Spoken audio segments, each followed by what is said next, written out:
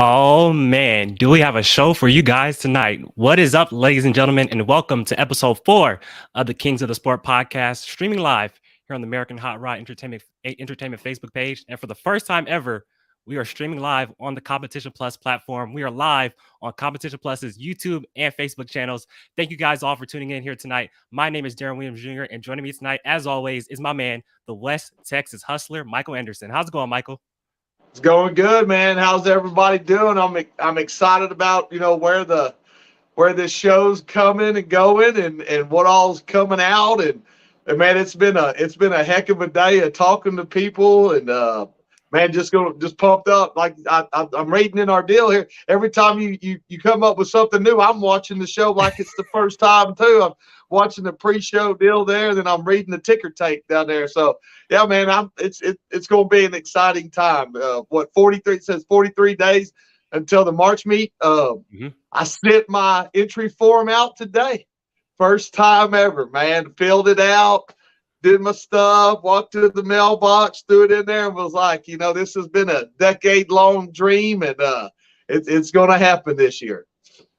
43 days away from the March meet, the 65th annual March meet. And Michael, don't tell them just yet, but we got some big news breaking here tonight about the March meet coming up in just a little bit. We want everybody to come in first. We have already about 52 people watching. So if you guys are tuning in, like I said, thank you guys all for tuning in. Make sure if you're watching on Facebook on Competition Plus or American Hot Rod Entertainment, make sure to share this show, like it. Let's get the algorithm up. And if you're watching on YouTube, make sure to like it. Let's let everybody know, hey, this is the place to be. The Kings of the Sport podcast, episode 4.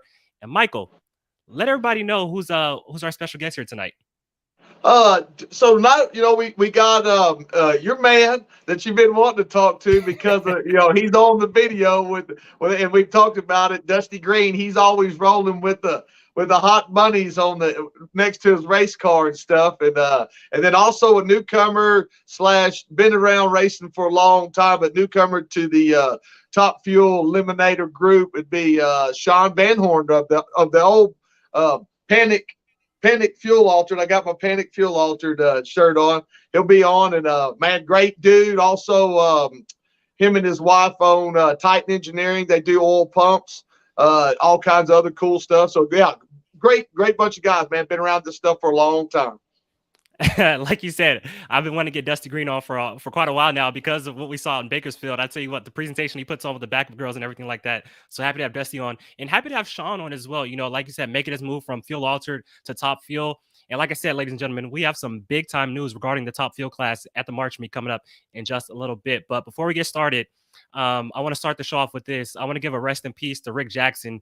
It was reported that we lost him, I believe, last night or probably the night before. I'm not exactly sure what day, but rest in peace to Rick Jackson. As you all know, a fellow driver in the Heritage Series in Top Fuel, Tony Bartone, used to drive for Rick Jackson back in the day, and Rick Jackson actually fields a really competitive Top Alcohol Funny car in the NHRA. So just condolences to the family, hearts and prayers into the family of Rick Jackson, and just want to give rest in peace to a legend in the world of drag racing. Yeah, man, it's always a bad thing whenever we have that happen, man. It's thoughts and prayers go out to everybody, and hope that they can make it through this deal, man. It's just I always hate talking about that. I'm not that guy. I can tell you. Yeah. So I understand. Yeah. I understand.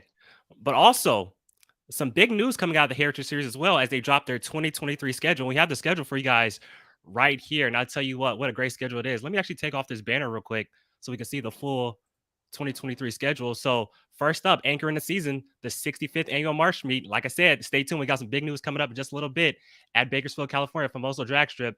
And then the next Nitro race, Michael, fill me in. Are the Top Fuel Dragsters going to Ready Motorsports Park for the Cool April Nights? Not under the Heritage Series. Now, back before whenever we were talking about it, and I need to talk to a few people about that because I had read that and I was like, blah, blah, but if I was going to guess, there's going to be some there racing in some way, shape, or form. Just maybe not in a points form situation. Gotcha. And then the next race on tour for the Funny Cars, May 6th through the 7th, is the Napa Auto Parts Igniter. That's always a great race in Boise, Idaho. And then the next race for Nostalgia Top Fuel and Funny Car, Front Engine Top Fuel, I should say, June 15th through the 17th, Father's Day weekend for the National Hot Rod Reunion in Beechman Raceway Park, Bowling Green, Kentucky. And then the big one, August 4th through the 6th, the Night Fire Nationals. That's when I got to get out to. I've never been to Boise. Want to get out to the Night Fire Nationals this year. And then the Nitro Nationals is surprisingly back this year, September 15th through the 16th. I wasn't sure about that race, but it's back. And Michael, do you think the fields are going to be pretty big at Tulsa? So there's some huge news about that race that's going to be coming out. Not necessarily just right now. Maybe after the March meet, we'll be able to kind of talk a little bit about what's going on. They're trying to finalize up a few things, but the race is definitely set to be ran. It's probably 99% not going to be the same as beforehand. So until it's set in stone, I'll just leave it at that. And that's why I asked, because last year's Nitro Nationals from Tulsa, we had a big field of top field cars. I believe 14 top field cars showed up. So just wanted to keep that going here this year for the Nitro Nationals. And then the season finale, as always, in Bakersfield, California, the California Hot Rod Reunion, 31st annual California Hot Rod Reunion. And as you can see, October 13th through the 15th, it's a week earlier than usual. I believe the In-N-Out thing is actually happening the following weekend, so that's why they moved it up a weekend. So that is your 2023 NHRA Hot Rod Heritage Series schedule. And so drop down in the comments, which race you're going to, and which racetrack is your favorite racetrack on the tour. And so I think it's about that time. So I got to do it. Give me 1 sec. I got to get down. So I got so much stuff to do because we got some big news for you guys. You got that fax paper ready, Michael? Oh man, I'm waiting on them to send it in right now. You ready? You got the deal? Here we go. I think we got a fax coming in.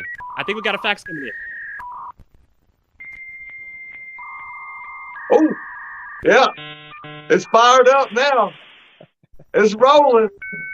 All right, hold on a minute. Oh, it is. Here we go. The fax machine has now printed out. It takes a little bit longer than email.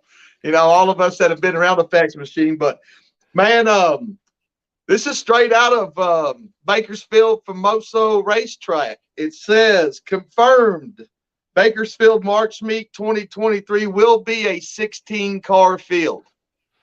So, with that being said, this is the first time in like a decade that this has actually happened. More like 12 years. They had some 16-car fields, but not 16 cars there. So this is going to be a huge race, along with the purse will be the largest Top Fuel Eliminator purse ever in 65 years of the March meet going on, with a total payout of $60,000. $60,000. So that's amazing. Yes, sir. $60,000, largest purse ever in the history of the March meet, is going to happen this year, along with, a full field of 16 cars rolling in this deal. This is going to be, I picked a great year to decide to come to this thing. I'm just telling you right now. It's good. And so it also says, this record purse is made possible with the help of Jimmy Young and Bob McClendon, who secured some sponsorship with Custom Floaters and Planet Fitness. So along with, the track and everything else going on, got a few sponsors that's coming in, going to help out, be a part of the race. The Top Fuel Eliminator winner will receive $10,000 to win the race, while the runner-up will receive $5,000. So I'd like double the purse for the winner of this race, man. Just from the normal payouts of what goes on within the Heritage Series. It said, also adding to the excitement, which this is a huge deal, also adding to the excitement with the help of Blake Bowser of the famed Famoso Drag Strip and All-American Fuel Dragster Association, tow money will be provided to some of the out-of-state teams to help with the crazy travel cost. So as this goes on, these guys are coming in from, out east, coming in to come race down south, all these different places. I guess they've gotten together, talked about, okay, look, man, these guys are coming into this race. They can't, hold on a minute, my phone's going crazy. They can't, be on this deal and go, okay, hey, what's going on, blah, blah, blah. You just don't get anything for showing up. So these guys are going to come in, do some stuff, help out these guys to do, on the traveling, it looks like. And then it says, Blake Bowser has said that he understands what it takes to get these hot rods to the track and wants to make sure that every Top Fuel team that shows up to the 2023 March meet does not go home empty-handed. So, I mean, it looks like the track's trying to help out with, what's going on. I mean, these guys, it cost a lot of money, a ton of money to run these cars, to show up. You know how I feel about the Top Fuel cars. They are the show. And that, whatever it takes to get these guys to be there is what needs to go on. So, I mean, looks like this March meet's going to be one hell of a wang banger of a situation. And, man, get ready, because it should, these guys should get hopped up and ready to go, race this race. You heard it here first on the Kings of the Sport podcast. 16 car field at the March meet for Top Fuel, and a $60,000 purse, $10,000 to the winner, $5,000 for the runner-up. Breaking news. And Michael, name off those sponsors one more time, because I want to just give a shout out to those sponsors who stepped up and helped out the Top Fuel class this year. Can you read those sponsors off one more time? Planet Fitness and who else? It's going to be custom. Yeah, it's Custom Floaters and Planet Fitness. Custom Floaters and Planet Fitness. So shout out to those two companies right there for helping out the Frontage and Top Fuel class out the March meet, and to Jim Murphy and Jimmy Young. You said Jim Murphy or Jimmy Young? Which one? Sorry.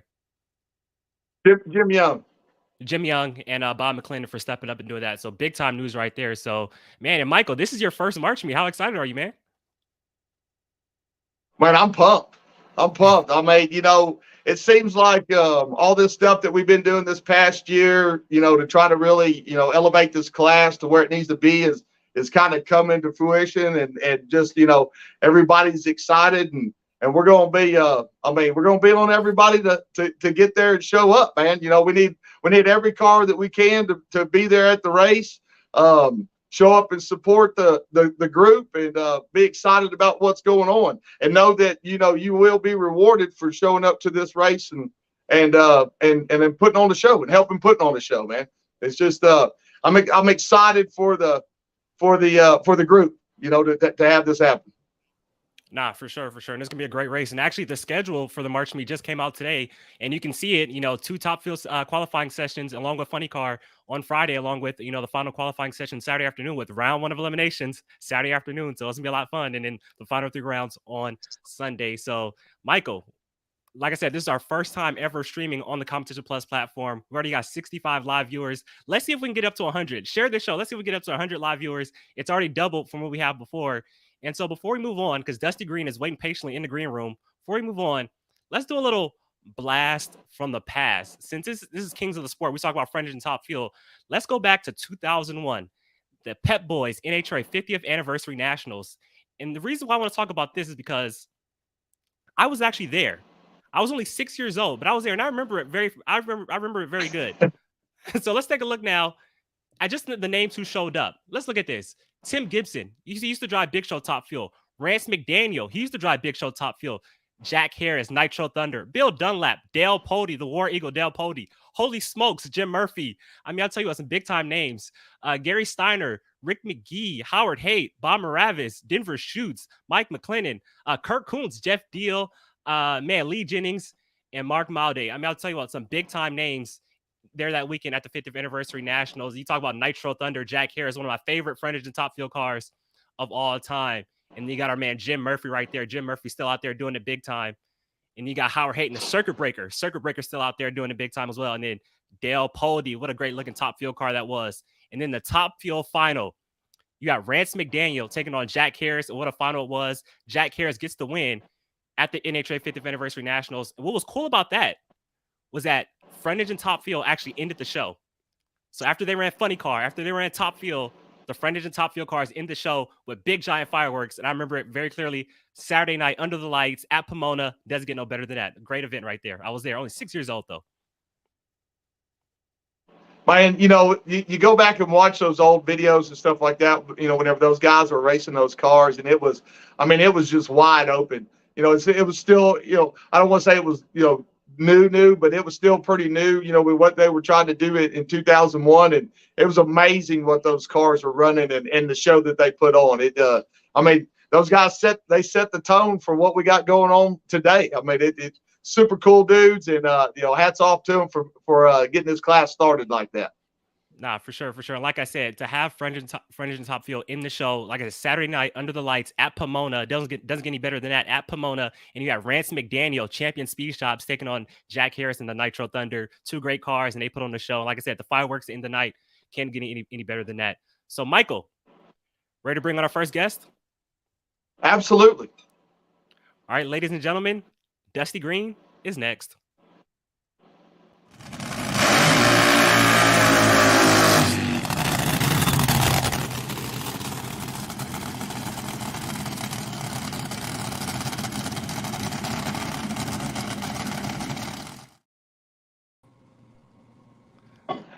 Dusty Green, how's it going, man? Thanks for joining us here tonight.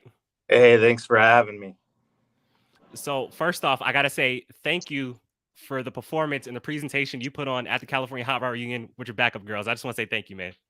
That's mainly my wife's thing, if they say happy wife, happy life, but Yes. Keep her engaged, gets her friends out there. She's got somebody to hang out with while we're working on the car. But we've been doing that for a little while. It's a lot of fun, and it's all a show, right? We're out here, putting on a show for everybody, and that's part of it. That was a big thing back in the day, and I just try to keep it alive. Awesome. Michael? Who has more followers? Me.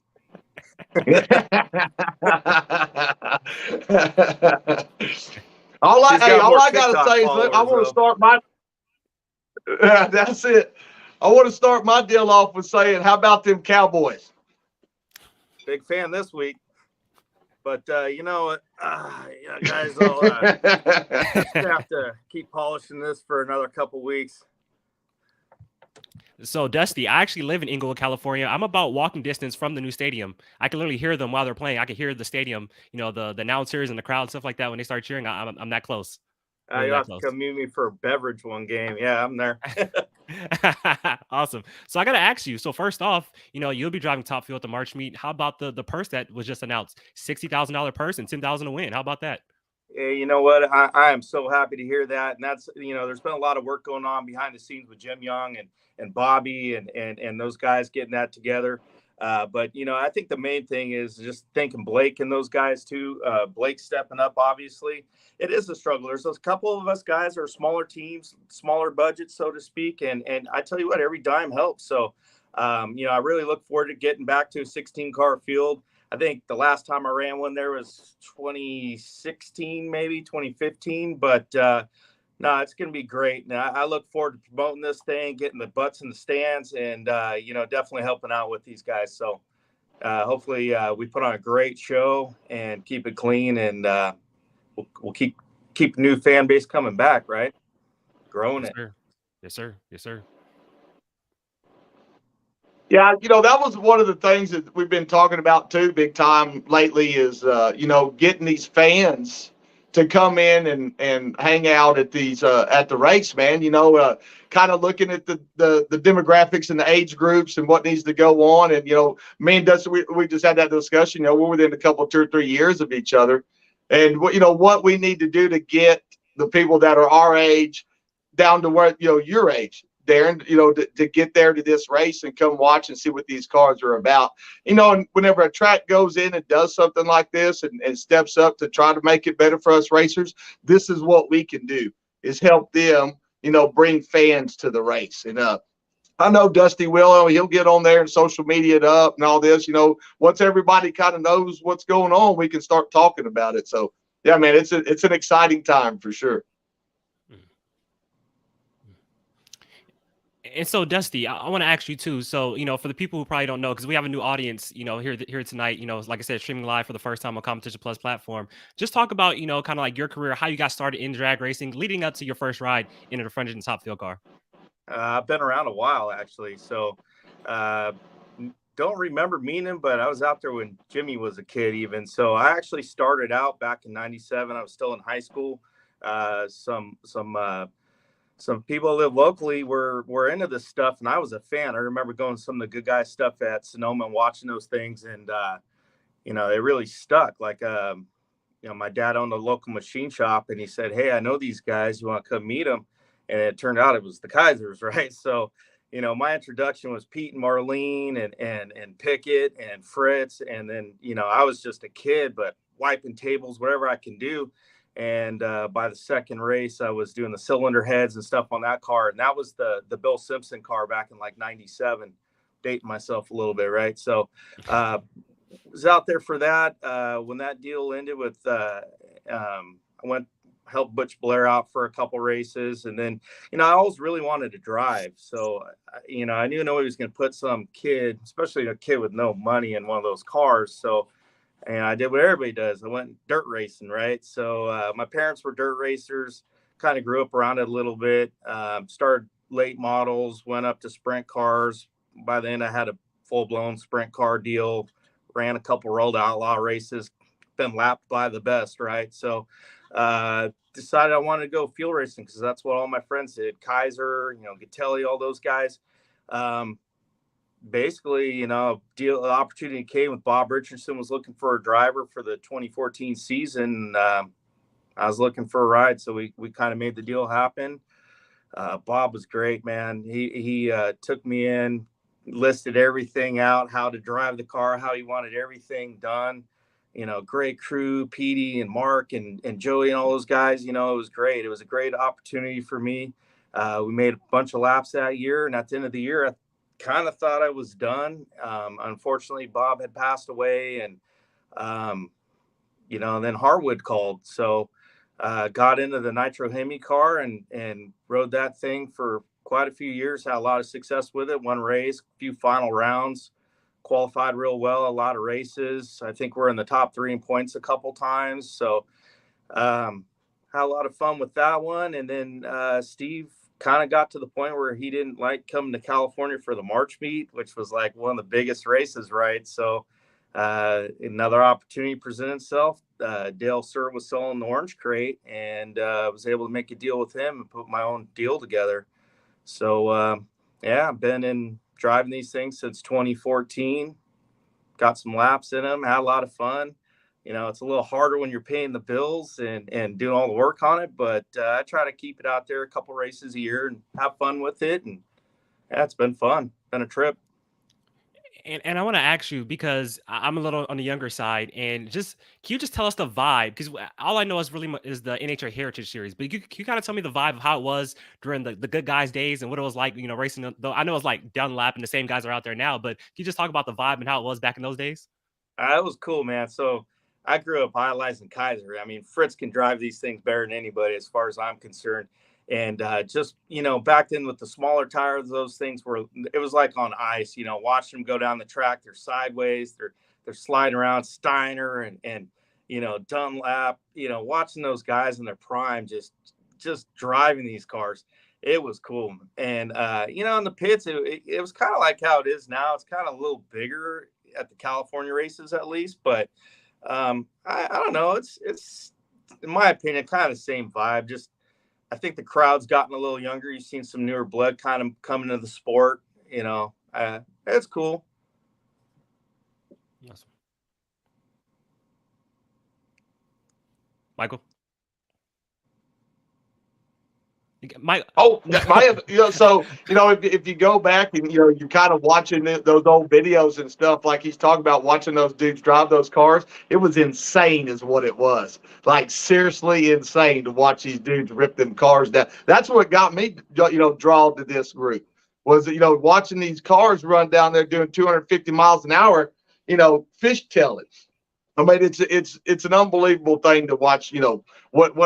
From what even just right then to where we are now, it's plumb damn crazy is what it is. Well, the best term I've heard, it's like pushing a chain, right? You're trying to push a chain. But, back then, I ain't gonna lie, I think it took a little more talent to drive them. You had smaller tires. I think the wings were a little smaller back then. I don't know. They seemed a lot more loose with that smaller tire. I know Jimmy would like to see that tire come back. I'd be a fan of it. I'd drive it. I've had these things sideways before, but Yeah, it was a little different, but it's kind of neat to see where the classes evolve to. As long as we can keep the costs and stuff in check, I think it'll continue to grow. I think that's what draws a lot of people in the street outlaw sort of stuff. You see those cars moving around, they're wadding them up. I mean, let's be honest, people don't go to sprint car races to watch cars just drive in circles. They go to be entertained and see some stuff, right? And that's kind of the lure of these things, right? They're on the edge, they're moving around, they're taking out cones. I mean, they're exciting cars. And you mentioned, no prep kings and all those, all those guys. And what I love about the front engine top field guys is not only are the cars cool and they're hard to drive, but also there's a lot of great personalities within the class. And you're one of those, because I've seen some quotes from you. You're not scared to talk some crap. Going up against Bartone back in those days and Sorokin and all those guys. So I mean, the personality is there too. So, I mean, we really have something great within the front engine top field class, in my opinion. Yeah, I always tell everybody it's kind of hard to fake a rivalry out here. I mean, a lot of these guys are super cool. I mean, I'm not afraid to bow up on anybody. I'm sure there's a few of them that'll come at me, but you know what?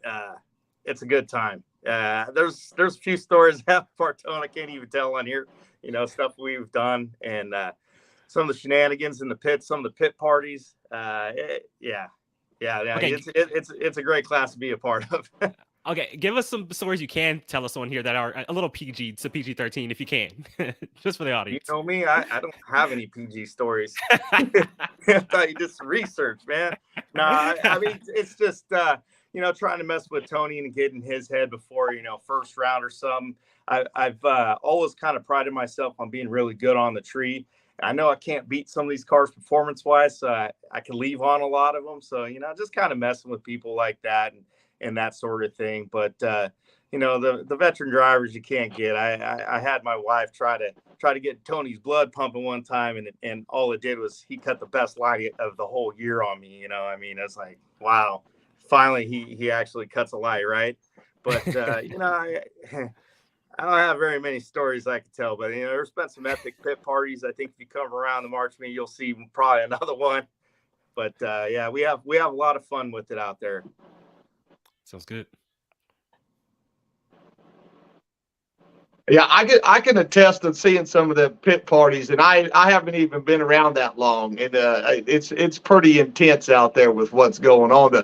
At the hot rod reunion, I don't even know what you would call that, but I saw more pink at a drag strip than I've ever seen in my whole entire life. That between him and Jenna Thompson in that group, Brad Thompson and them over there, they were having one hell of a party going on. That's for damn sure. Hey, we ain't getting paid to do this stuff, so you might as well have a great time, right? That's right. So I party on my boat on the off. That's it. So do this. You can go ahead, Michael. That's it. Go ahead, Darren. Oh no, no I'm just going to say, with what's going on with this year's season and everything, we're going to see you at Vandermeer. There's it's a good chance of that. Yeah, I'm definitely going to try to make it. I got to see what kind of parts I got left after the March meet, depending on the parts attrition. But I'm planning on going up there. I've ran that race. It's actually an event, and it's put on by the Vandermeers. It's great. They do a lot of stuff for the kids. It's always a packed house. If it's not too cold, it'll be great. But I think I still hold the track record on that one. I ran a 578 up there a few years back. I'd like to see you guys all gun for that. And I'd like to go up there and play with you guys. It's going to be great to see the Extreme Series guys come out from back east and kind of in the middle. The altitude's a game changer for a lot of people, but yeah, it'll be a lot of fun. I'm definitely going to try to make it. We secured a sponsor to go ahead and put a bullseye on the ET and speed record Dusty has there at Vandermeer. So people will be running for money. Also, just to outrun his old Nitro Hemi record up there. And they looked it up. You do. You have the record. So you're a big old bullseye on your back whenever it comes to that deal. Oh yeah, I wish I could run that good at sea level, right? But no, it's I got a lot of friends and that I consider family up there from running the Nitro Hemi, because that team was based out of Denver, the Denver area. So that would be like a home race. It'd be great to get the old band back together, do something in the memory of Steve Harwood, and make some laps. So hopefully we can make it happen. That's the goal, though. That's the plan. Awesome. We actually got a picture here with you and Steve right here. We know Steve passed, I believe, 2021, correct? Yeah, December Yeah. 2021. Yeah. Yeah. And then one of my favorite photos from you is I always love when a top fuel driver wins and he gets out the car and has both fists up in the air. That's one of the coolest photos I think any top fuel driver can ever have. Big Show or Friends in Top Fuel. And so this was actually the 2020 Night Fire Nationals, beat Jim Murphy in the final round. Talk about that win and how special that was right there.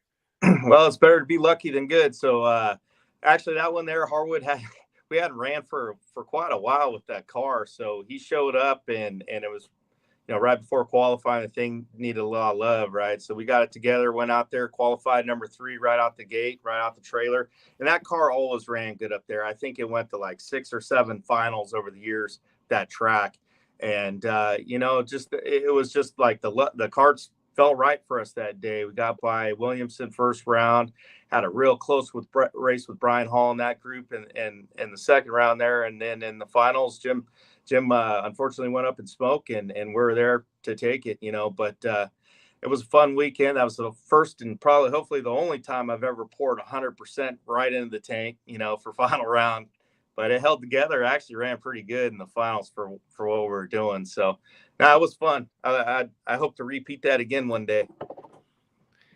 Michael, how badass is this photo right here, man? Header flames high in the sky at night. How cool is that?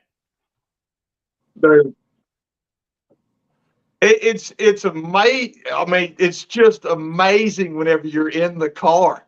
Like, it looks badass in that photo, but whenever you're in the car and they're like this, it like goes from dark and then everything goes to light and your eyeballs go, and you're already, 100 mile an hour. Like, while all that's happening, there's absolutely nothing in the world like it. Absolutely nothing.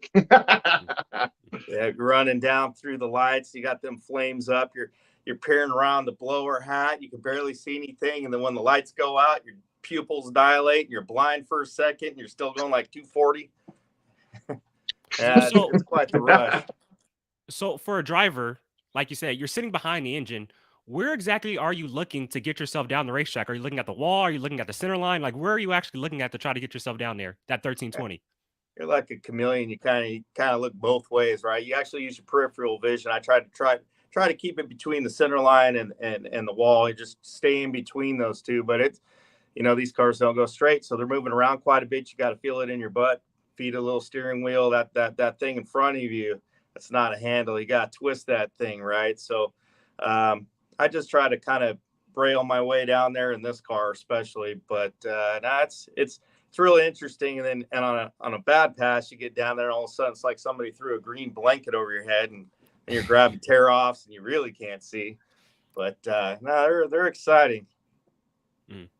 And another question for me. So I talked to this with Adam Sorokin before, because he's a great driver and he's been around this a long time. And I'll tell you what, Adam has seen it all from explosions to tire shake to everything. And so for you, just take us behind the wheel as a top fuel driver. We all know it's great when it goes straight or when it gets down the racetrack. But when do you know?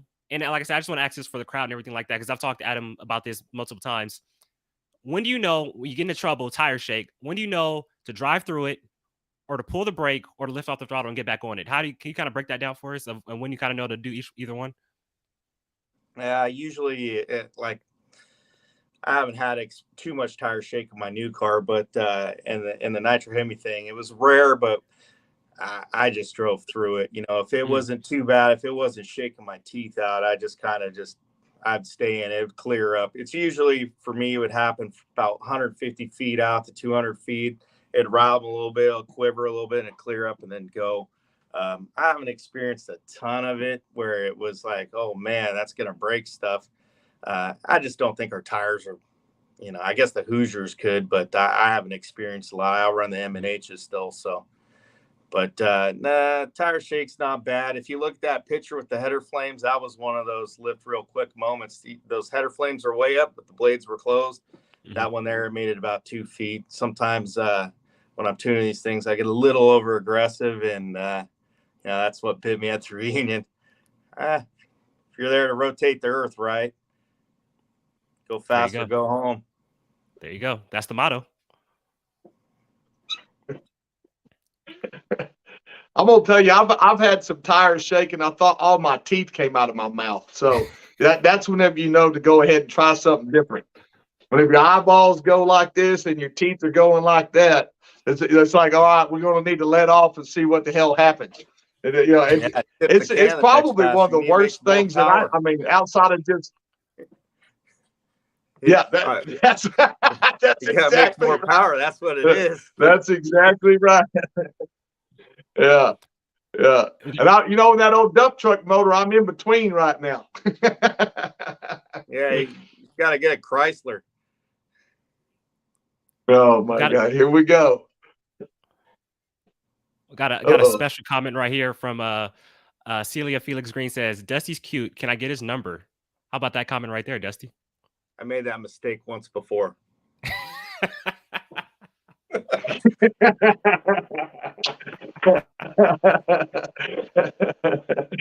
Oh my Oh God. I man. love it.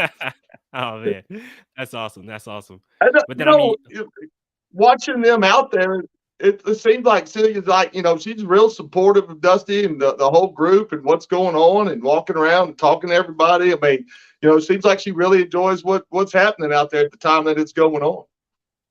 She does, and that's why we do the backup girl thing. We got our friends out there too, and they might not necessarily be into racing or anything, but again, we're exposing some new people to the class and to drag racing in general, and we just have such a great time. She's also nervous too, because that guy Kaiser has been my best man twice, and the last time he said he's getting rubber stamped for them state papers. So the next marriage, he's just gonna stamp him. So she knows stay out there and like this race and stuff. Otherwise, I'll find another one that will. She's great, man. Real supportive. I couldn't ask for a better wife because we all know what this stuff costs. It's an expensive hobby, and if your wife's not having fun, she's not into it. I don't know. I personally wouldn't want to go the races without her. I get kind of bored, and I do that with the injected nitro car drive. It's just kind of like, you're there or whatever. But no, we have a great time with it. awesome. And so I got to ask you, because I've been to Pomona many times. Awesome. And I got to ask you about this car right here. Can you tell us the backstory of this car and what it's all about? Yeah, actually, I can. I get a lot of questions about that one. I get a lot of hate online about it. Been told I'm suicidal. It's a death trap and this and that. But the truth is, Mark Foster and his dad, they built a car that, they wanted to go outside the box a little bit, kind of thinking along the lines of Garlitz of the first rear engine car. That one there, it's different, right? So the idea was there's no fuel line in the cockpit. You got, the brakes. You actually got front calipers on that car. So if it should come apart, in the pod, so to speak, like an Indy car kind of goes down the track, you can still stop it. I got front brakes in it. It's got aluminum panels on the side. It's far away from the wing struts. It's far away from the motor. There's catastrophic explosion there. So it was kind of built with safety in mind, different design. But you know what? Thing goes straight. Ran a 580 in Bakersfield before the reunion at like 243. The coolest part about it, though, is last time when it's really on a good pass, it'll start to kind of pick up the front wheels and you're basically sitting on them. So you kind of feel that little bit of weightlessness with the acceleration. It's a trippy car to drive, but Bill Dunlap drove it before me. And when he got out of it, he kind of passed the torch. It's a great car. I think if we had a little more funding, it could run a lot better than it does. But my buddy Mark, he just tries to run it when he can, and then when he's not out with them with his car, he comes and helps me on mine. So that's awesome. And I was going to ask you kind of like the reception of it. Has it been half positive, half negative, or kind of all around, or I'd say half positive. I mean, people either love it or they hate it. And I'll be honest, when I first saw it at National Dragster, I was like, who would drive that? Well, guess who? But some people really like it because it is different, right? Unfortunately, some of the big show stuff and alcohol has become pretty cookie cutter. I mean, look, the funny cars are all, Camaros, right? Yeah. So, that it's something different. I think a lot of people, they get kind of caught up in, a drag car. The first thing in the wall is your feet and legs. I'm like, you guys ever watch the Indy 500? I mean, it's the same thing. I sit in the same spot, but I don't know. I I think I get the most hate online for that car, but Mark's a great guy. I love the guy to death. I'd do anything for him. And you know what? We have a lot of fun when we race together. So Mhm. And I told you this backstage, but when I got into front engine top fuel, because I follow NH racing since I was a little kid, but when I actually got into the Heritage Series and front engine top fuel, the first two cars that really caught my attention was Adam Sorokin's Champion Speed Shop and your Nitro Hemi car. And so I got to thank Justin Calkins for this, because when I looked at your Nitro Hemi car, I'm like, man, that looks a lot like Jack Harris's Nitro Thunder car. I'm like, it looks like the same exact car. And then Justin confirmed it to me. He's like, yeah, it's the same car, dummy. Like, yeah, it's the same car. And so, man, can you just tell us how you got that deal, and how cool was it to drive a car that has so much history and within front engine top fuel? I got to give the Harrises all the credit in the world. So Harwood bought that thing in 2012, and Brent drove it a couple races, and I think he won Boise in it. And then Jimmy got in it. He ran 2 races with it. And then I got the call from Harwood. Now, Harwood is a great guy. I love the guy to death. Good friend. And unfortunately he's moved on, right? But he wasn't the easiest to race with. But me and him hit it off, and we had a lot of fun together with it. That car, though, it had such a pedigree. The Harrises had that thing so dialed in. I would just make little minor changes and just it would respond. As long as we kept everything fresh in it, that car ran really good. And I would have loved to have ended up with it. Didn't happen, but hopefully that thing finds a good home and starts running again. But that car was a dream to drive. There's pictures of me all the way sideways, butterflies open. You could see in it. I used to overdrive that thing so much. I loved it. Awesome. It's a great looking car, man. One of my favorites. Awesome. Michael?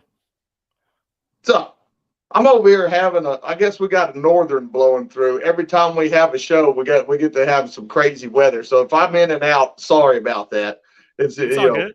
We're just in West Texas. Y'all got to remember that I'm in West Texas. I'm not Inglewood, California, and all the good signal. But man, yeah, it's going to be cool to be racing with Dusty again this year, man, at the March meet. And man, I'm hoping like hell that he gets it rolling down the track. And I bet by the time we get off this phone, he's going to be getting his shit together, ready to make something happen, because he don't want to get whooped up on by that dump truck motor. I'm just going to tell you that right now. No, not again. I'll let you have that last. No, it's going to be fun, man. It's going to be a good time. I mean, what do you think about this, man? Like this, coming into this 2023 season, and right off the bat, bam, man, these guys throw this deal out for us, and it's just going to be. I'm pumped, man. Like I said, I sent my entry form in today for the first time, ever in my life. 10 years of waiting on it, and then all of a sudden now I got to go race against all these dudes. This is going to be fun as hell. Oh, it's a game changer. There's been a couple of times where I didn't qualify too well, but snuck up on guys in first round with 16-car field. You're going to see some of that. It's going to be great. I am stoked that announcement came out. I look forward to promoting this thing and making one of the biggest March meets ever. Behind the scenes, I'm probably one of the more vocal ones about, making sure things are fair. I come from the dirt world, and I've ran Monday night sprint car races where I've been paid better, so it's I'm not going to say it's a little overdue, but I really appreciate everybody stepping up, and a lot of work. I know those guys were working really hard to make that happen behind the scenes, custom floaters, Planet Fitness, all those guys stepping up and helping out, and definitely Blake and his family at Bakersfield. I can't thank all those guys enough. And I look forward to promoting this thing and making it one of the biggest races ever. Let's do it. Let's do it. I might bring 5 girls.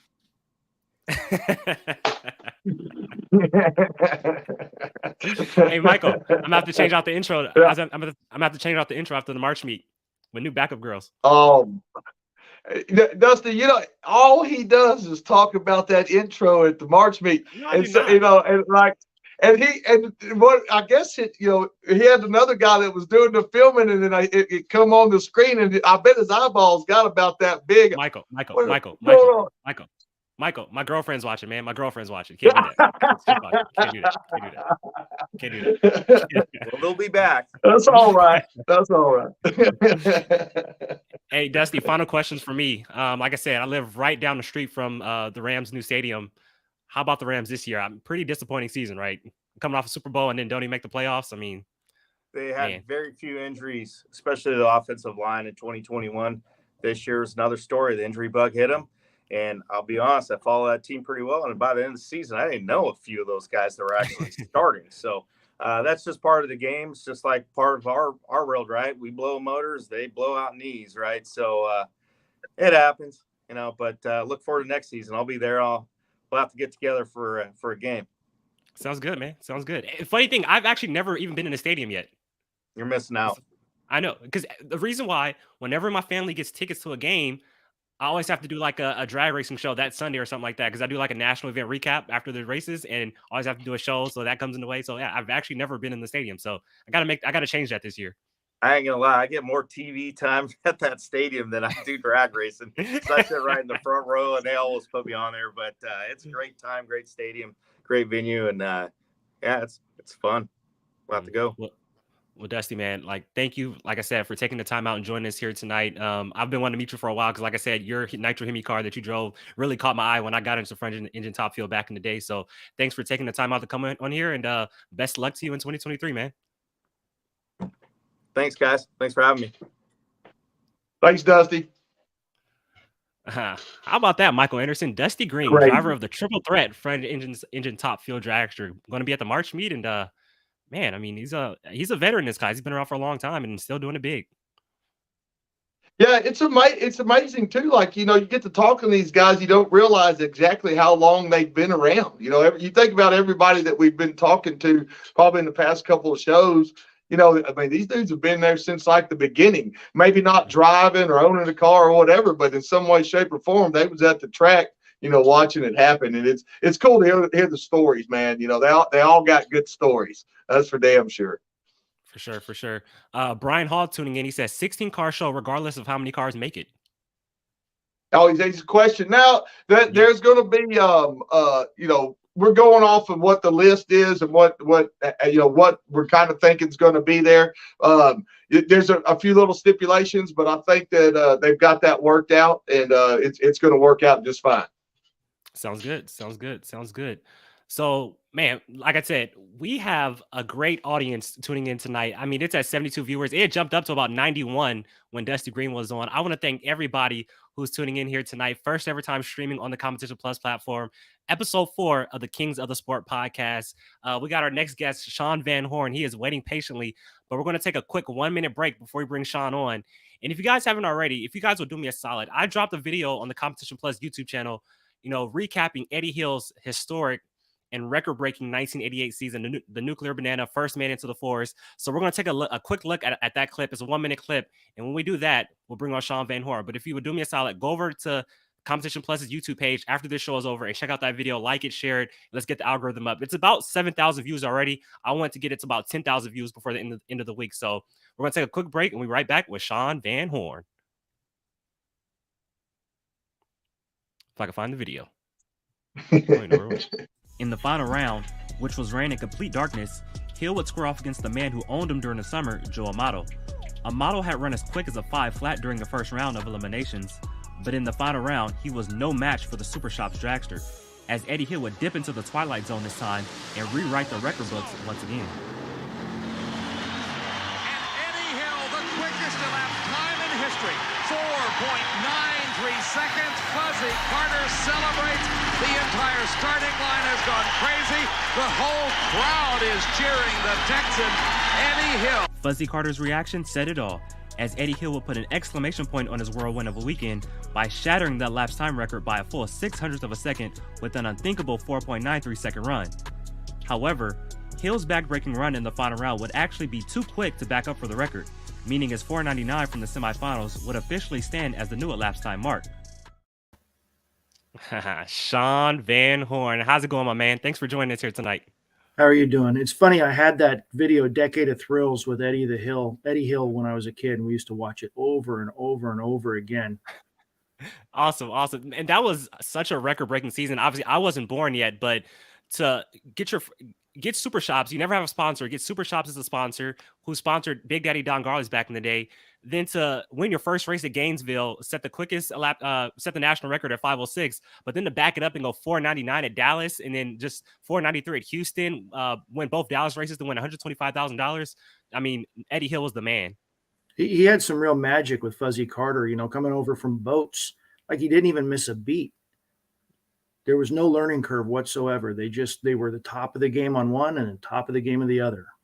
Nah, for sure, for sure. Eddie the Thrill Hill, the Texan Eddie Hill, the Nuclear Banana, man, love those days. I feel like I wish I was born at least like 10 years earlier so I could have witnessed those days, because I was born in 94. I wish I was born like, 1980 or something like that. But Eddie Hill aside, man, like I said, thank you for joining us here tonight.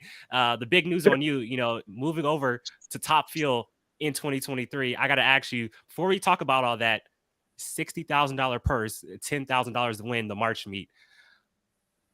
I believe that would be a great way to kick off your Top Fuel career, is to get a win at the March meet, right, and win $10,000.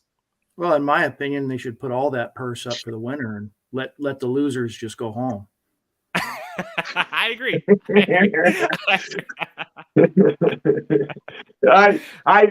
You got people that compete and people that like to compete, right? And I feel like Shawn's one of them ones that just wants to compete. Winner take all. Second place ain't nothing but loser. I've never pulled a slot machine ever, but I've never rolled through a gate of a racetrack either without not thinking I'm going to win. Man, and that's the attitude you got to have. With anything you do, any competition you have, that's the attitude you got to have. You got to believe you're the best and believe you're always going to win. And so I got to ask you too. So, driven fuel altereds, you've done a little funny car racing in your past as well, but why the move to Top Fuel in 2023? Fuel altereds were a lot of fun. I just feel like the class wasn't all moving together as a group wanting to go race. It's a great show class. The guys all want to put on a great show. That's fun, but I want to show up and win. I built a race car, not a show car. And I was real bummed out by some decisions that were made with some of the past races that we had. And I feel like to go on in my career and race, I need to race. So I think a few other guys feel the same way, and we have some new cars coming to the class. I don't plan on, thinking that I'm going to come in and kick everybody's ass the first year. I really don't. I know there's going to be a huge learning curve. We struggled with funny cars. We hit our stride pretty good with the fuel altereds, and I had a good time, and I hope we can continue with that. But I don't think I'm just going to come and beat everybody, but I don't plan on losing either. Mm-hmm. And I want to ask you, because like you said, you drive, to win and not a show car. Do you feel like it's long overdue for the fuel altereds to be running for a championship? Because absolutely, every one of those guys puts their heart and soul into a car, and all their money. Racing takes it all, and it'd be nice if they had a championship for those guys. Mm-hmm. Gotcha. And the cars are, super competitive in being able to have that happen too. That's a definite decision of somebody needs to get together and make go, because everybody loves that class too. It's its own little world of funness. But yeah, I think it's long overdue myself. For some reason I thought that they did kind of got to starting to talk with these guys, and they were like, no man, it's really just kind of a match race deal, and kind of get paid a little this, that, and the other, and show up and just run to whatever you're gonna run. So yeah, they need to get that together for sure. But absolutely, over here on the Top Fuel side of it, we're happy to have Shawn Van Horn in his new car coming. So I ain't worried about what's going on over there now. I'm ready for him to come on in. He picked a great year to come racing this deal. Right off the bat, we're going to be at the March meet, going to have the largest field probably in 10 years. And man, it's his car going to run great. We just saw what Shane Stewart and him coming in, with kind of the same deal with Sullivan coming out of the altereds and then racing in this deal. They they kick some ass. So I feel like Van Horn's going to be right up there with them boys. There's a little more intelligence in that camp over there than what we got over here. So we'll see. I don't expect to do nearly as good as they did my first time out, though. So when you made the decision to actually, before I ask you that, just how is the Top Fuel operation coming along, though? How's everything going and everything in place and ready to go for the March meet?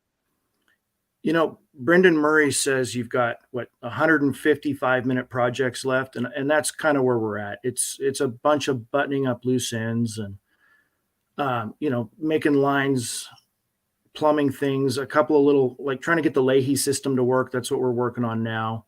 The body's painted. It's supposed to be delivered here Saturday. My dad and brother are coming over. We're going to make it. It's just going to take every bit of free time that I got to do it. And I still have to get a license. So we're hoping to make that in tune at the second weekend of February, because I only have a short car license. Oh, really? Yeah. Wow. So I have to make a moderate and 2 full pulls to cross over. And when do you plan to get your license? When do you plan on doing that? The second weekend of February. Second weekend of February. Okay. So coming up very soon. Okay. Got you. Either that or he's going to be racing a Top Fuel Hydro because it's raining so hard over there in California right now. He just put some pontoons on that son of a bitch and drive it down the track.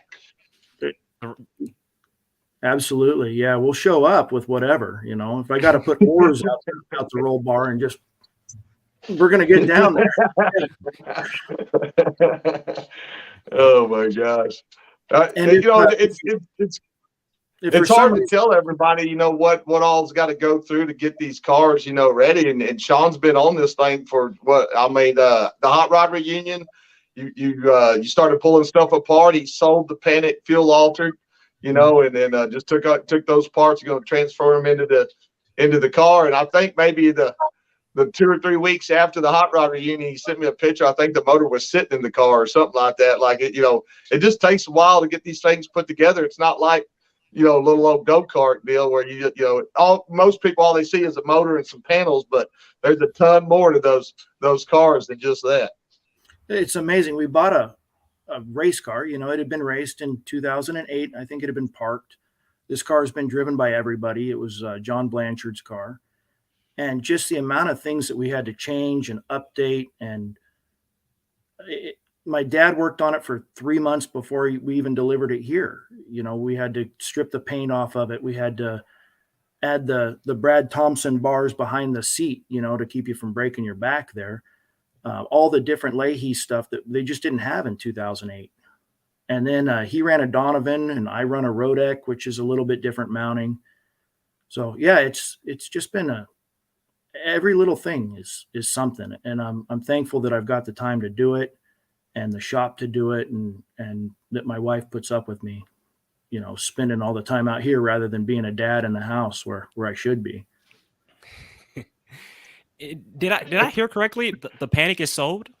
Yeah, the Bates brothers bought it, and they came and picked it up 2 weeks ago, and it's going to run A fuel, and they have some big goals, and I really look forward to seeing that car run in A fuel, and they think that they can get it in the first into the fives like their dad did with A fuel dragsters. Mm-hmm. So how hard was it to let go of that car? I built that car. It was my baby, but it was time to move on. And the fact that they called me like every 2 weeks asking if I'd sell it, and it's in a good home. I'm happy for them. Yeah, I think they put out a picture not too long ago. They had a motor already stuck in it, didn't they? The next day, so they drove home from Reading, and the next day they had the engine. That's an 8-hour drive from my house. And the next day they had the engine in it, mocked up, all the stuff. I mean, they're going to be at the March meets with a running A fuel altered. That's going to be awesome. That's going to be cool to see. For sure. And so this is one question that I've been wanting to ask you for a while now, and it's probably you've probably gotten this question a lot. But A&W, How did that come along? Is that like a legit sponsor, or like how did you be able to, get A&W on the side of your race car? That's the most legit sponsor I could ever ask for. That's my dad. Uh-huh. My grandparents bought A&W restaurants in 1967 in Visalia. They bought a little drive-in, in downtown Visalia with car hops and, the whole 50s diner drive-in thing. And then I believe 3 years ago, they were up to 6 restaurants. And then, just with the little decline of some areas, they're down to 4 and doing a really good job of running 4 A&W restaurants with, the root beer floats and the Papa burgers and all that stuff. So my dad and then my brother Nick, who drove Panic for the last couple of years, they're taking on the A&W legacy and keeping that going and supporting. I've been running top or nitro cars since 2015. I've never bought a piston. I've never bought a Drummond nitro. That's always been my dad with A&W, and I couldn't ask for anything more than that. So will we see it on the Top Fuel Dragster? Of course. Yeah. Awesome. Yeah. I can't afford to do this on my wages. I got to meet Shawn's dad at the I got to meet Shawn's dad at the Hot Rod reunion, and man, he's a cool dude. He's fired up about drag racing. He's definitely loves the sport 110%, and is all about his sons being involved in it, and loves having the A&W Coke float deal come to the track and put on that deal and get everybody all hyped up on ice cream. So yeah, man, really cool people. Great family all the way around. He's got a 40, I think it's a 46 Divco, which is a milk truck that they serve root beer floats out of, and they bring it to the track, and then we usually have it in our pit on Friday nights. So yeah, stop by and grab yourself a root beer float.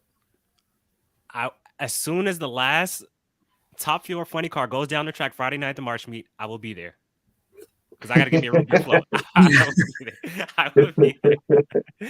Just like Brian Hall with the slushies, I didn't get one at the Hot Rod reunion, so I forgot to do that. But I'll for sure be there for an A&W root beer float. I got to do it. Well, are there any? I'm sorry.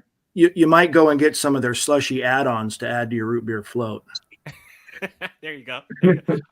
Are there any A&Ws in LA? Like any I can go to? Like in Oh man, I don't know. I guess that's a question for Google. Yeah, that is true. Yes, you are right. You are right. Yes. Damn. Oh my God. Well, coming into this March meet deal, Shawn, and where you're at with the car and what's going on, we've had a few discussions about, if this or that happens. Shawn's made some contingency deal on if the licensing deal doesn't end up going right, he's got maybe somebody to sit in the seat. So I feel like we're at a 99% chance that we're going to see this car at the March meet one way or the other. He's either going to be tuning and driving or tuning and got a driver. So, it's going to be exciting to see what goes on with this car. I know he's super pumped. It's always really hard to work on them, and then finally, get there. It's just, you get tired of working on it, you want to go race. So I'm excited for him, man, just to watch this deal come together and been a part of listening to him and what's been going on since the beginning of it, man. It's going to be badass to see these boys run down the track one way or the other. Yeah, sure. We decided that if we've had some crazy weather, and if we can't get the licensing, then my buddy Rick Rogers will come in and he'll drive it for us at the March meet. So at least the car's there for the class. I feel that it's very important that we have a good showing. Mm-hmm. But it's every night, every weekend. And then, I have a day job, and then I come home and I do Titan speed at night and then try to fit the race car in too. So it's a lot, but I'm really looking forward to the March meets. I'm really looking forward to Bandimere. That's the one, I've been to the March meets. That's a great race. I'm really looking forward to going up there to that Coors Light plant and taking that tour, and then maybe, going down that track too. Man, I want to tell you right now, we had a meeting with the Bandimeres today, and it went phenomenal. These people are excited about this race, man. Like they are. And I know Kevin's watching the show. I think he came up earlier on the deal, but they're wanting to.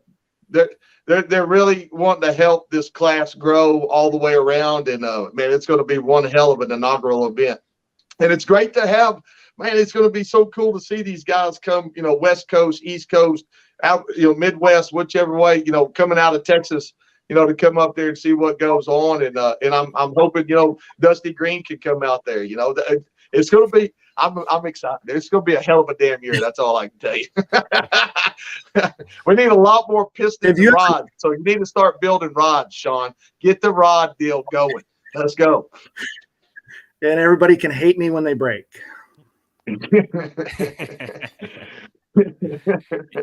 It sounded like Vandermeer. It sounded like Vandermeer is a must-to-go race for me this year, because I mean, obviously the March meeting or Hot Rod Reunion and hopefully Boise this year I was going to go to, but it looks like I got to make it to Denver. And for you, Shawn, stepping into the top field this year, like you said, you'll be racing soon. And I'm pretty sure that all will. Are there any drivers with the class that you kind of leaned on for kind of advice, or just kind of get a heads up on how to drive one of these front engine top field cars? I spent a lot of time talking to Adam Sorokin, because he used to drive the car that I bought. And I think he spends about 50% of his time on fire in it too. He told me. So he told me it should go straight. Just don't try to drive it like an altered. There you go. That sounds like him. That's all. I mean, if you listen to him on a video, he'll tell you every single increment of the 5-second run. But then you ask him about what he drives. Don't overdrive it. Just keep it in the middle. Really? Come on, Adam. We're going to need a little bit better advice than that. And duck your head if you catch on fire. I mean, I was talking to him today, and we were laughing about that. He's got a new team shirt coming out that everybody's going to like. And he also told me to tell you, Darren, that he has your Top Fuel shirt ready to go. So be ready to pick that up. Sounds good. Yeah, Adam tells you every millisecond of the, but every lap I've ever been in, it's like I hit the gas and then I pulled the parachutes. That's all I can ever remember of any of it. So I can't remember if I remember to shift, where I shifted. That's the best thing about this Top Fuel car. It's got a high gear. I don't have to remember to do that. So we should be good. There you go. And so the car that you have now, because Joe Hamilton says, so did Jeff Deal. So that's the blue John Blanchard car that Adam Sorokin drove his first ride back in the day. I believe like 04 or something like that. Same car. That's the same car. Yeah. There you go. Okay. Yeah, sounds good. Jeff Deal drove it. Sorokin drove it. I believe Denver Schutz drove it. Mike Halstead drove it. Shoemaker drove it. I think everybody's been fired from it that's ever been in Top Fuel in the 2000s. Awesome. Well, it's going to get at least one or two more drivers this year, it looks like. At least one, and then I'll probably get fired from it and have to put my brother in it because he's way better at driving these things than me. I saw his brother in Boise this year come through the lights with the steering wheel like that in that altar, doing like 247 miles an hour, man. It was, I think I could almost see him smiling in his helmet. It was that crazy. I mean, like everybody's just like, what the? I mean, he's just screaming through there. It was badass. Yeah, he's a really good driver. We put him in it 2 years ago, and he got his license in 6 shots. And yeah, I've really had a lot of fun. There's a big age difference between he and I. There's I think 10 years. So I was never that big brother. And then my parents being split up, I was only there every other weekend. So we've had a great time, with racing the last 10 years, getting to be brothers again. And yeah, we'll see what happens. I want to drive it for a while and see if I enjoy it. And then when we really want to get after it, I'll put him in it. I guarantee you, as a group, we want to see you there, Shawn. We definitely want to see you in there running that car. I mean, it's we've been talking about it so long. It's like, God dang, is the race ready yet? So, I'm excited for you. I'm excited for you. Yeah. Yep. We're just waiting on a couple of little parts that shouldn't be a problem, and then a little bit of time. So we'll be there. Every time he calls and talks to me, Darren, I go, "Hey, man, you fire that car up yet?"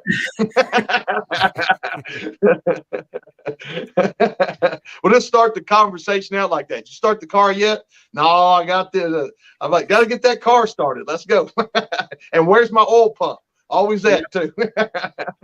Somewhere between California and Texas is a Titan oil pump with your name on it. UPS's hands. So. All right. And so, tell us about Titan Engineering and everything you do with that. Titan Speed and Engineering was a oil pump, clutches, and rocker arm company that was started by Bob and Heather Sanders. And then a few years ago, there was a big wildfire in Ojai, California, and it burned down their whole place. And they were at the point where they could just retire and live their life happily ever after. And my friend Scott Sykes bought it, and he literally went through the rubble and picked out parts. And, he tried to find one of everything that they made and brought it home and cleaned it up. And then by some chance, there was a former employee that had an old laptop from when he worked there, and he had some of the models of it. So Scott was able to rebuild everything of Titans, with some old models and some parts that he pulled from from the fire. And then Scott decided he was ready to retire, and I bought it from him probably 14 months ago now. My wife and I decided that we want to leave California, and to do so, we needed to get a job for ourselves. So we bought Titan, and we're running it in our shop here 7 days a week. Awesome. And then Brian Hall says Titan Pumps, the official pump of AAFD. So gotta love right there for Titan Speed. He only says that because we have a little contingency for the top speed of the last couple of races. So, with the little panic car, that car would routinely go 249 to 254.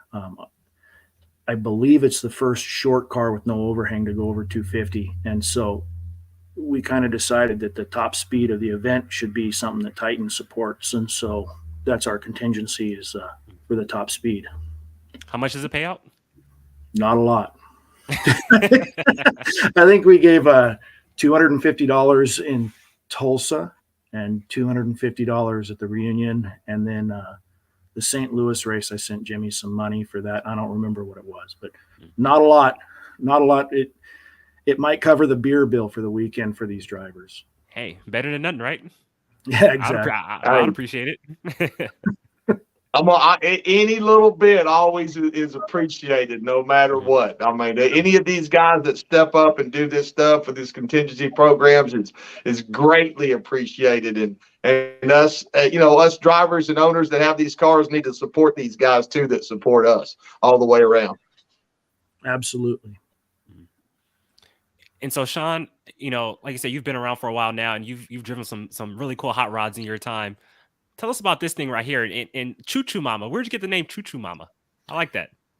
So that's a song from the 60s, and Jim Reed owned that car.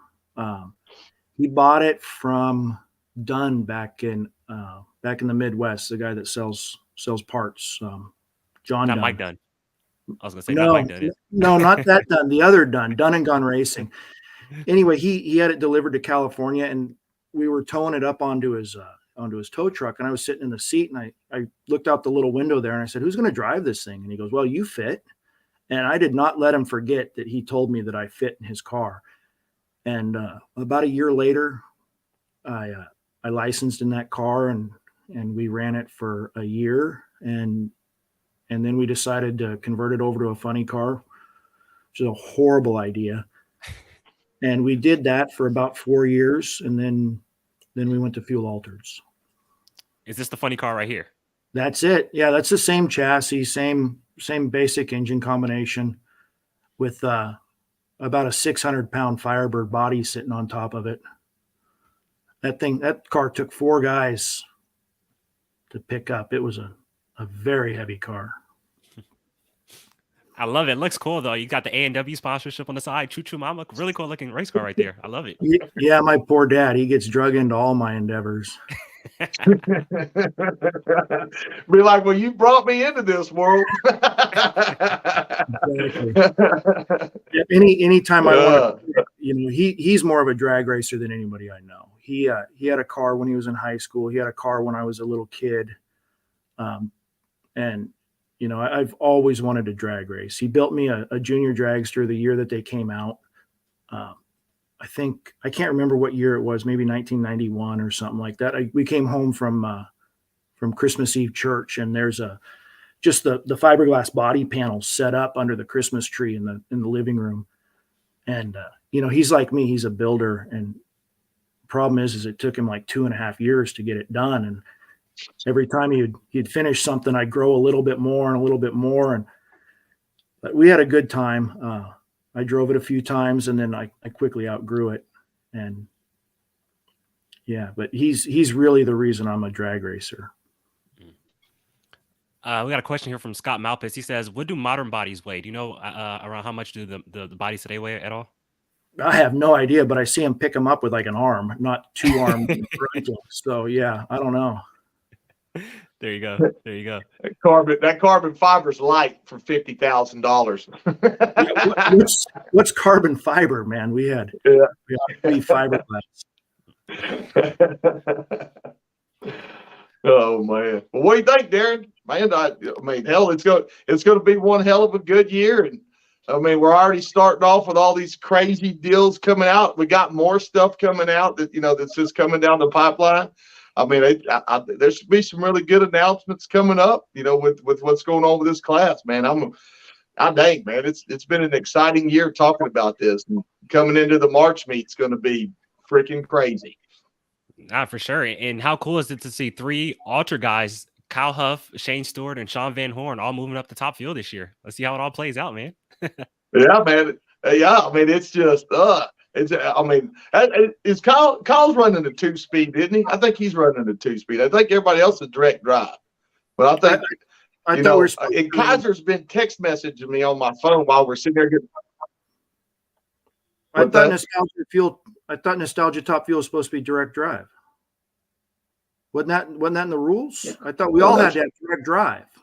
That's what I thought too. But we got some guys out there with transmissions, that are sitting around flipping the switch.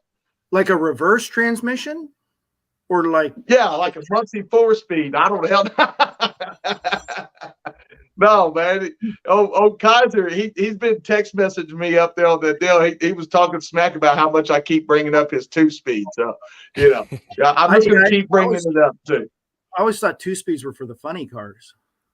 Oh, well, yeah, that could be a funny car deal. They got the funny car. And, I think he did send me a message today saying that they're going to run like a lot of fuel car races this year.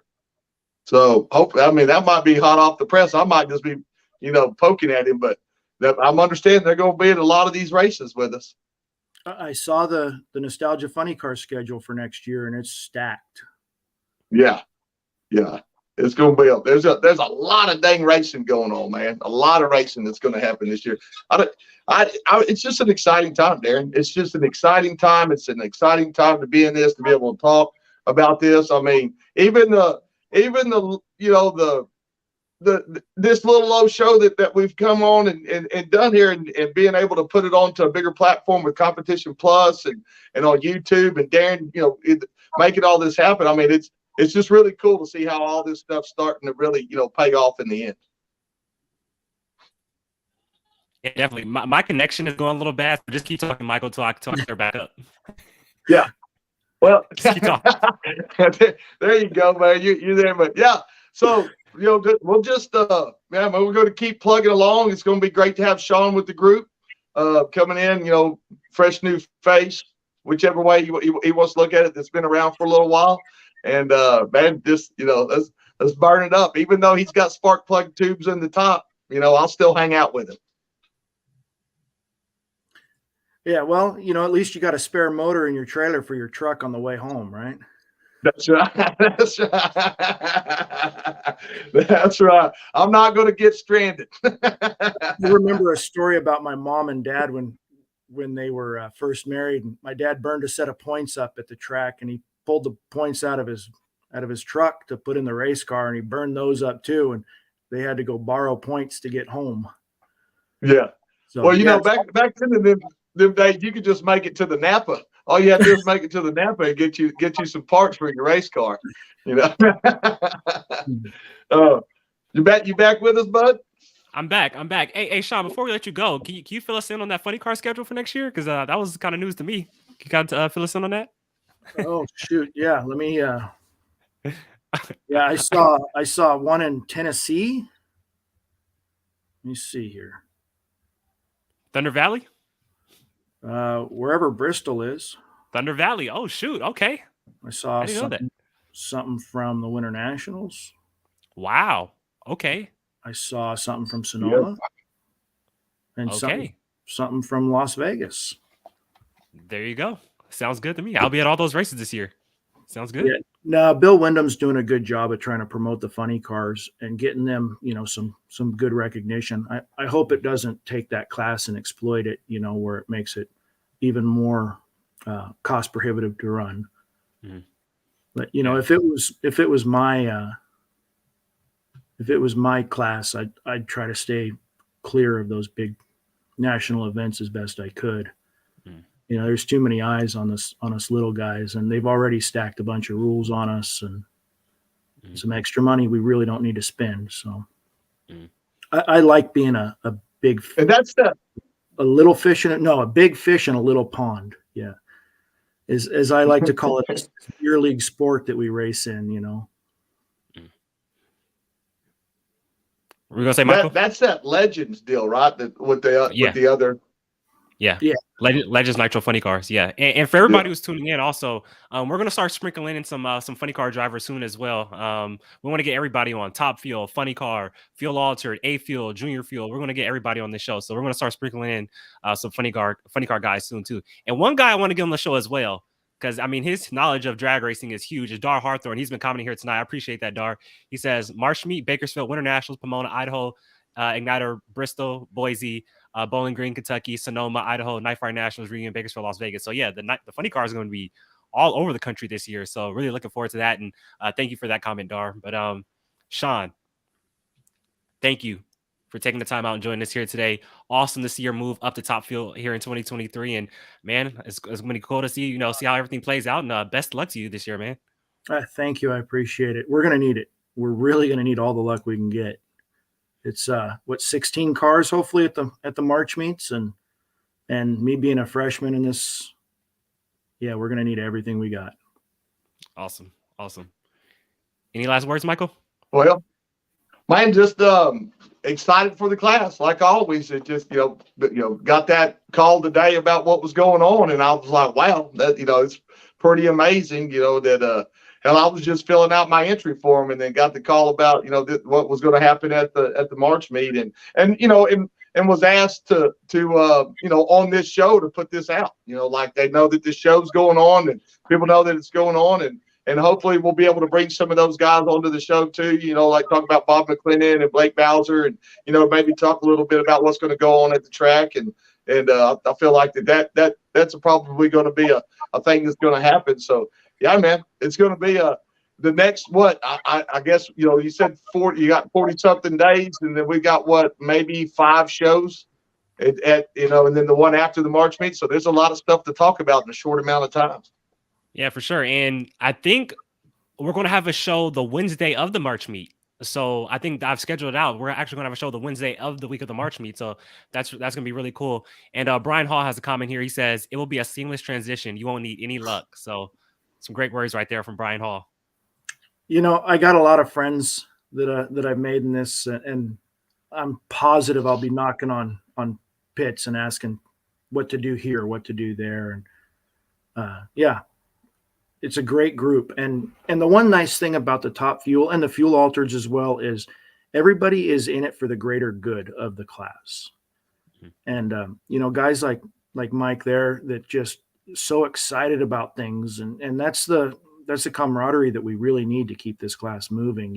It's good to have someone that really, really is pushing for us, and I appreciate you for that, Michael. No problem, man. You know, I love it. So Friday night, I will be there. Root beer float. I'll be. You better bring a coat and some rain boots. Oh, yeah, I know. That is the Friday night tradition at the March meets. But yeah, come and find us. We got the big orange root beer float truck. Sounds good. Sounds good. Thank you, Shawn. Have a great night, man. Thank you.